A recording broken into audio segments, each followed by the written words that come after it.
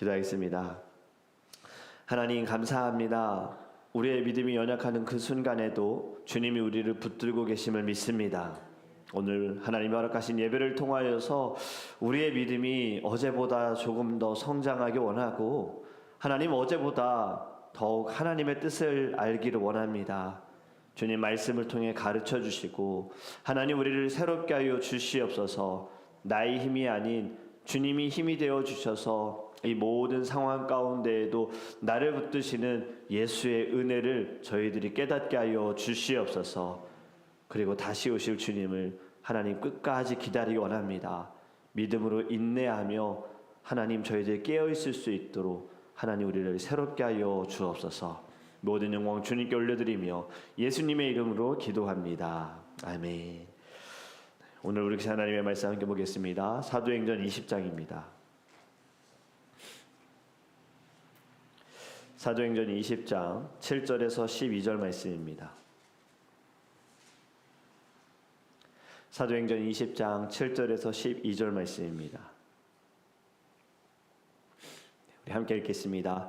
그 주간의 첫날에 우리가 떡을 떼려 하여 모였더니 바울이 이튿날 떠나고자 하여 그들에게 강론할세 말을 밤중까지 계속하며 우리가 모인 윗다락에 등불을 많이 켰는데 유두고라 하는 청년이 창에 걸터 앉아 있다가 깊이 졸더니 바울이 강론하기를 더 오래 하매 졸음을 이기지 못하여 3층에서 떨어지거늘 일으켜 보니 죽었는지라. 바울이 내려가서 그 위에 엎드려 그 몸을 안고 말하되 떠들지 말라 생명이 그에게 있다 하고 올라가 떡을 떼어 먹고 오랫동안 곧 날이 새기까지 이야기하고 떠나니라. 사람들이 살아난 청년을 데리고 가서 적지 않게 위로를 받았더라. 아멘. 아멘. 오늘의 말씀을 통하여서 우리 안에 주님의 은혜가 넘치기 원하고 믿음의 성숙함이 있기를 간절히 원합니다.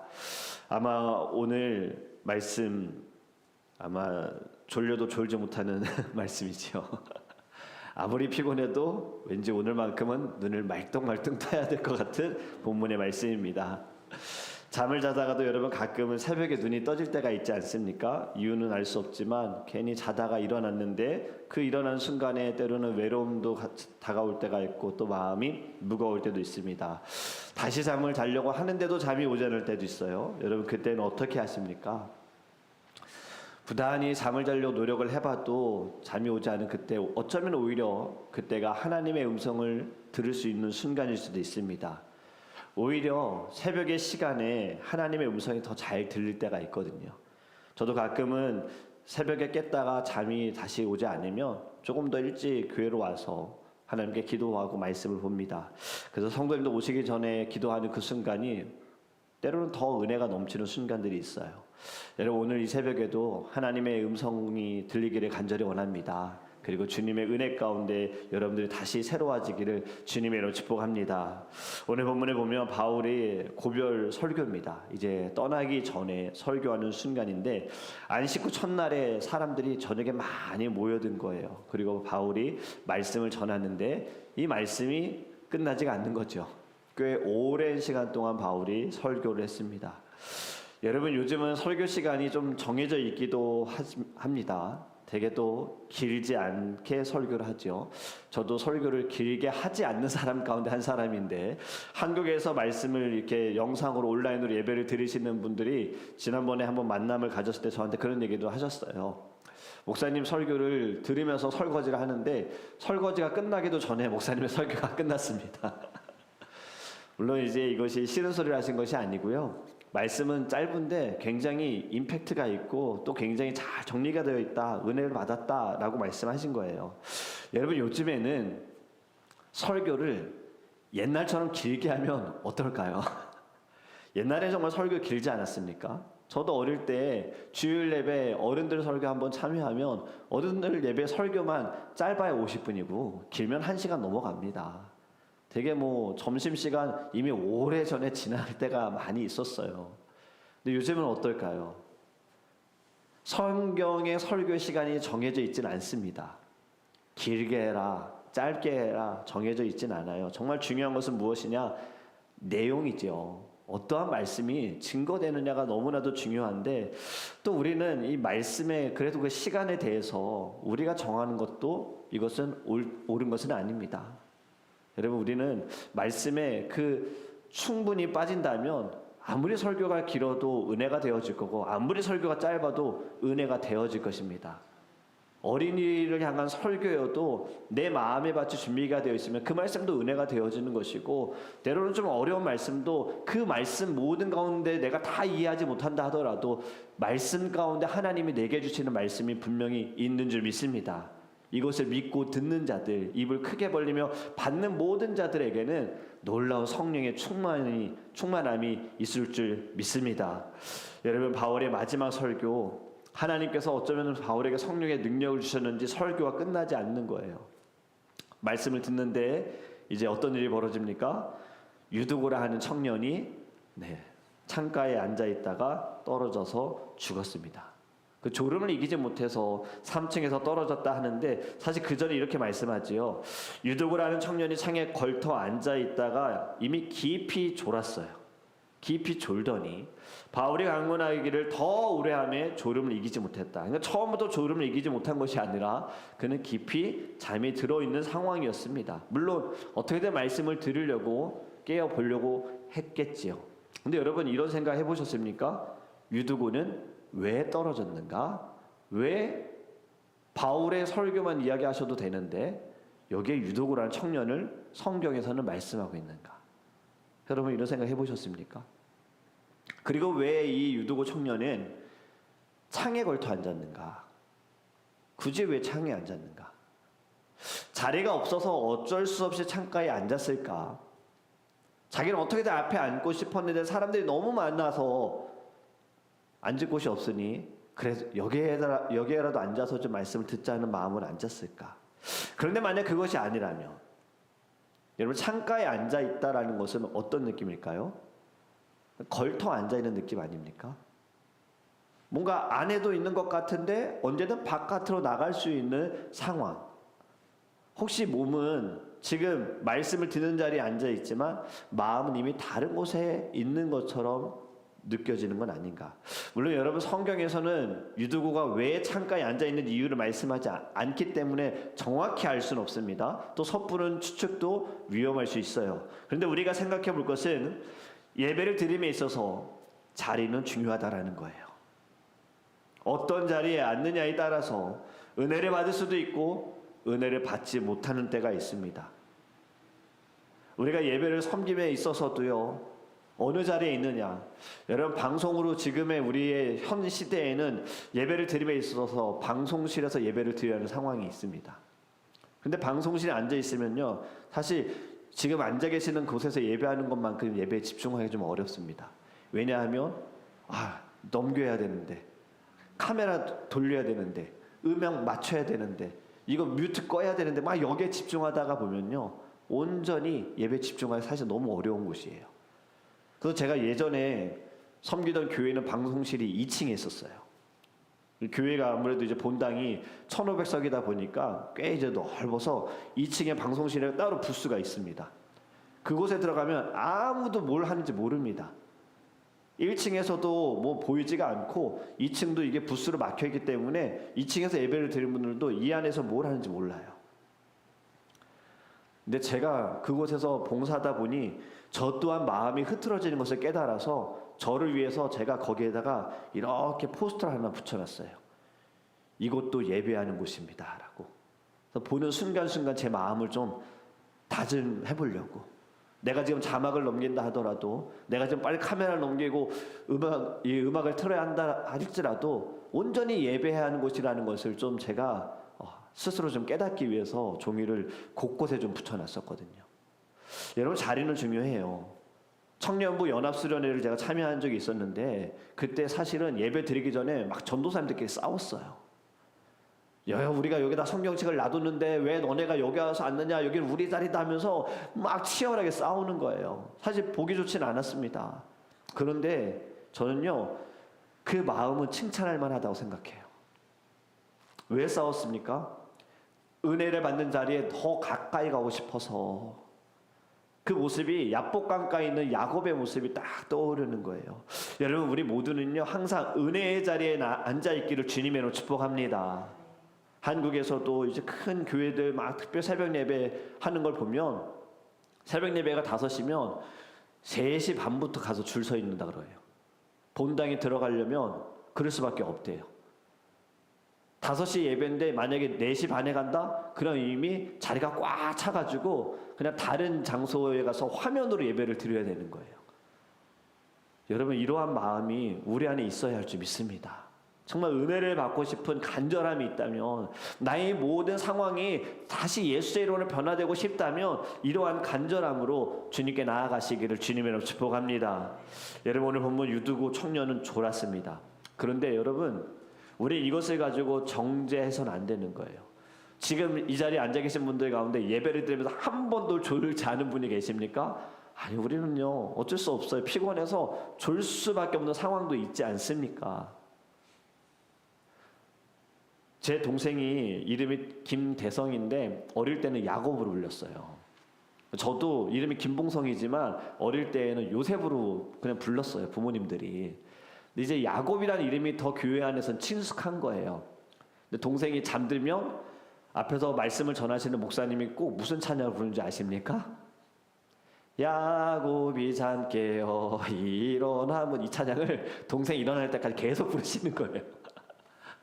여러분, 우리는 어쩔 수 없어요. 이 육신의 피곤함이 있어요. 여러분, 이 졸았다, 이것을 가지고 우리는 정죄해서는 안 되는 겁니다. 왜냐하면 성경은요 이미 인간의 연약함을 알고 있는 거예요. 그래서 예수님도 이런 말씀하셨잖아요.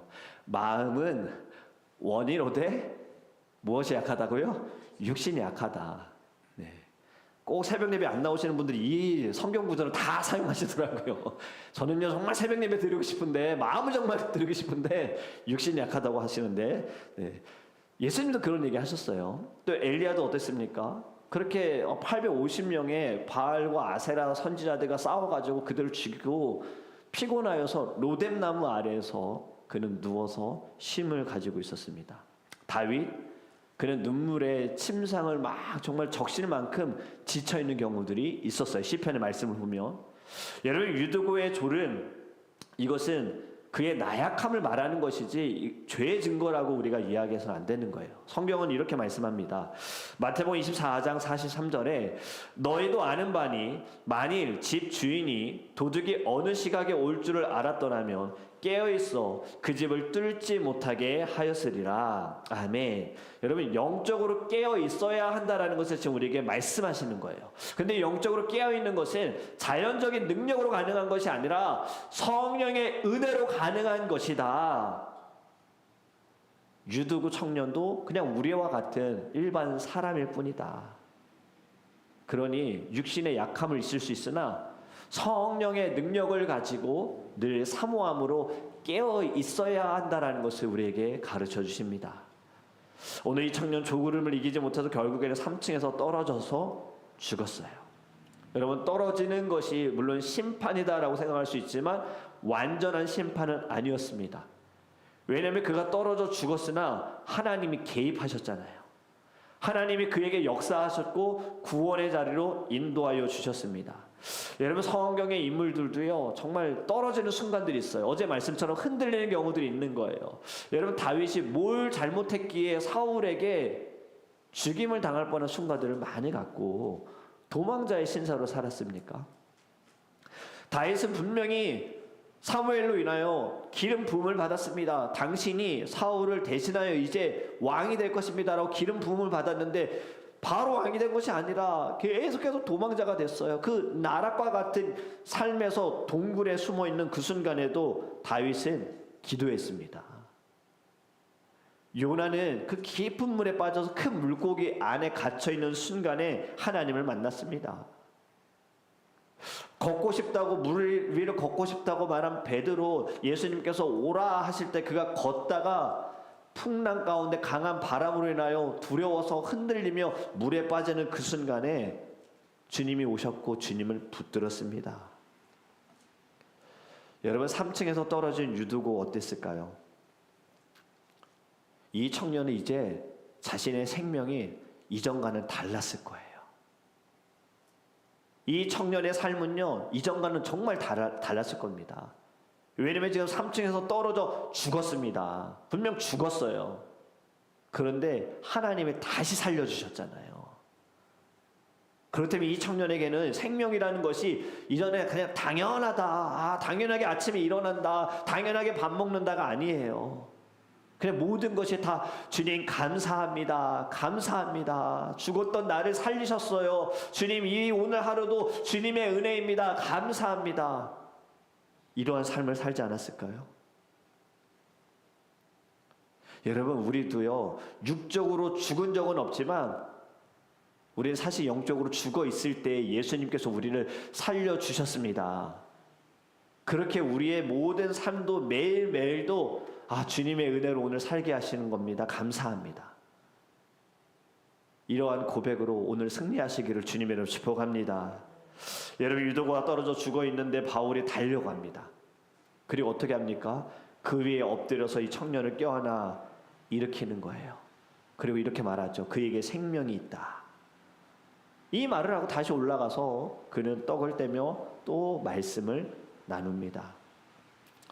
저는 이 모습에서, 바울의 모습에서 이러한 그림이 보여지더라고요. 우리를 위하여서 십자가를 지신 예수님.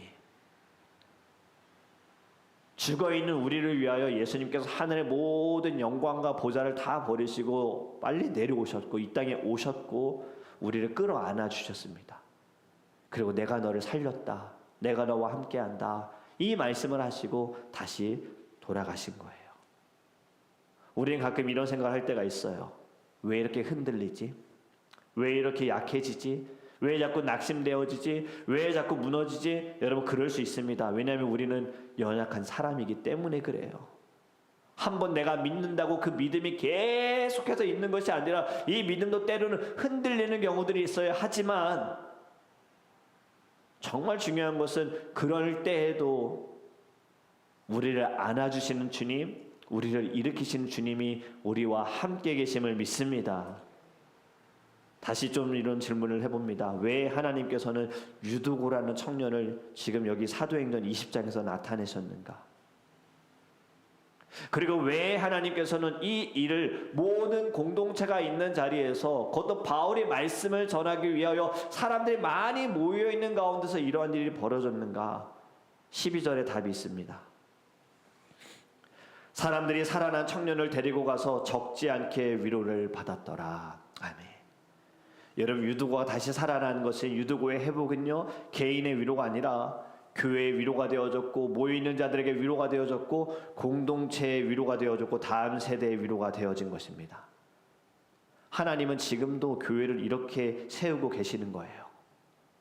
넘어진 한 사람을 다시 세움을 통하여서 하나님께서는 공동체 전체의, 교회 전체의 가정 안에 생명을 불어 넣어 주십니다. 저와 여러분이 그 한 사람으로 쓰임받기를 주님의 이름으로 축복합니다. 넘어졌다고 인생이 끝난 것이 아닙니다. 다시 시작이 되어지는 거예요. 하나님은 우리의 넘어짐을요, 우리의 결말로 사용하신 것이 아니에요. 유두고에 대해서 사람들은요, 죽었다, 이 청년은 죽었다라고 하지만 하나님은 아직 끝나지 않았다. 아직 끝이 아니다.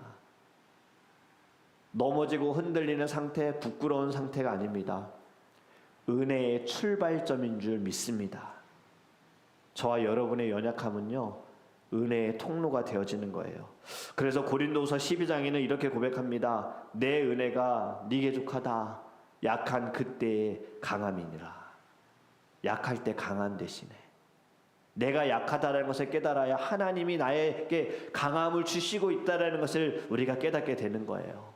오히려 연약한 순간에 하나님의 은혜가 더 크게 우리 가운데 임하게 될 줄 믿습니다.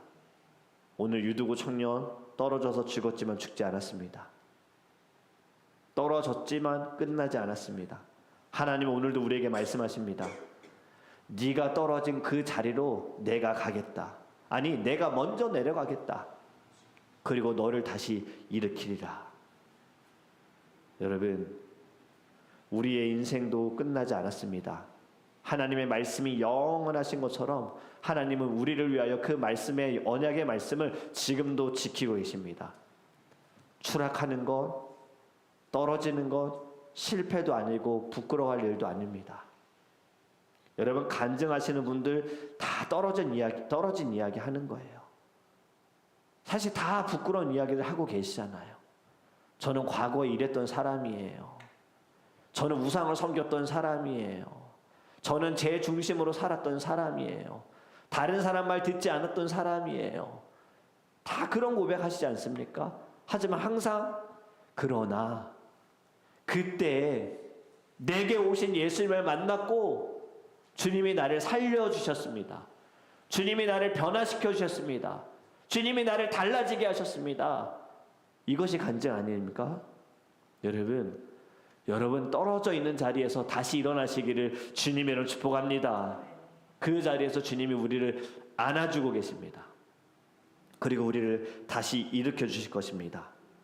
오늘 말씀을 통하여서 한 사람을 통하여 역사하실 하나님, 한 사람을 통하여 가정을 살리시고 교회를 살리시는 하나님, 주님 저를 살려주세요. 내 안에 먼저 역사하여 주셔서 나를 통하여 하나님 놀라운 주님의 은혜가, 구원의 역사가 나타나게 하소서. 이 마음으로 오늘도 승리하시기를 주님으로 축복합니다. 이제 우리 함께 기도하기 원합니다.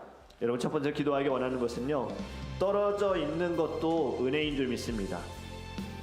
떨어져 봐야 나의 약함을 압니다. 내 연약함을 깨닫습니다. 떨어진 자리에서 그제서야 하나님의 은혜가 느껴질 때가 있고요, 그리고 하나님의 말씀이 들려요. 여전히 하나님의 은혜를 경험하지 못하고 여전히 하나님의 말씀이 들리지 않는다면 아직도 떨어지지 않은 겁니다. 아직도 괜찮은 거예요. 여러분, 진짜 정말 힘들고 정말 어려운 사람들은요, 자신의 의지, 자신의 힘 나타내지 않아요. 여러분, 아파 보셔서 아시잖아요. 코로나 걸려보신 분들 아시잖아요. 육신이 약해졌을 때 아시잖아요. 아, 나 할 수 없어, 내가 할 수 없어, 주님밖에 의지할 수밖에 없어, 내 열심, 다 필요 없는 거였어. 이런 거 다 깨달으셨잖아요. 여러분, 우리 이 시간 이것들도 같이 기도했으면 좋겠어요. 하나님, 다시 나를 일으키신 하나님을 바라보기 원합니다. 나를 살리시기 위해 이 땅에 오신 예수 그리스도, 아버지 하나님, 그 품 안에 내가 다시 일어서게 하여 주시옵소서. 하나님, 주님의 은혜를 다시 회복하기 원합니다. 주님의 사랑을 회복하기 원합니다. 주님, 내 영혼을 다시 아버지 소생케 하여 주셔서 우리 나에게 주여 부르셔